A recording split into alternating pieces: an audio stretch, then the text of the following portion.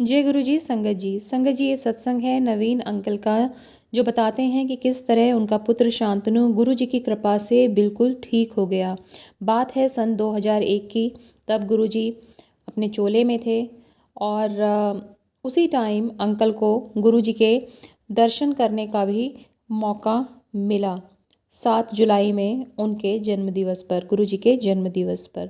तो आइए सत्संग शुरू करते हैं। सत्संग है उनके बेटे का, शांतनु का, जो मात्र 3.5 वर्ष का था 2001 में, और उसको दौरे पड़ते थे।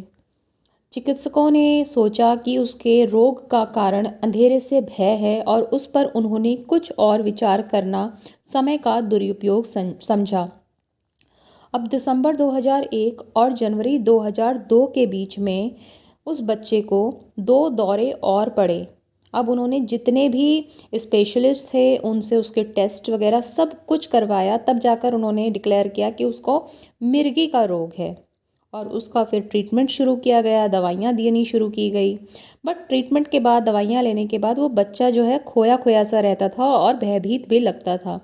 7 जुलाई 2001 को गुरु जी के जन्म दिवस पर अंकल आंटी को गुरु जी के दर्शन का सौभाग्य प्राप्त होता है और उन्हें वहाँ से गुरु जी के चित्र भी मिलते हैं। तो जब भी उनको लगता कि उनके बेटे को दौरा पड़ने वाला है, तब गुरु जी का चित्र वो उसके पास रख देते थे और वो विपदा टल जाती थी। फिर गुरुजी पंजाब चले गए। अब वो उनसे मिल तो पा नहीं रहे थे, तो उन लोगों ने फिर डिसाइड किया कि जनवरी के बीच में वो जालंधर में उनके दर्शन के लिए जाएंगे।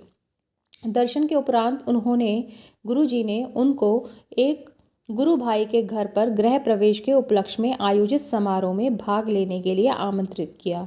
उस समय मंदिर के द्वार पर आंटी ने गुरुजी को शांतनु के रोग से अवगत कराया और गुरुजी ने उस सबको सुना और बस बोला क्यों, और बोले, उन्होंने कहा कि सब ठीक है। फिर उन्होंने अंकल आंटी को शेष संगत के साथ उस समारोह में आने का संकेत दिया।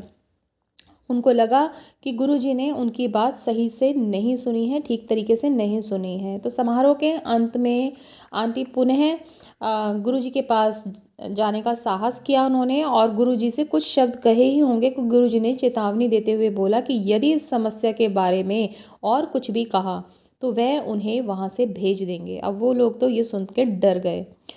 संगत समाप्त होने पर गुरुजी ने घोषणा करी कि जो दिल्ली की संगत है वह वहाँ रुककर अगले दिन भी उनके दर्शन के लिए आ सकती है।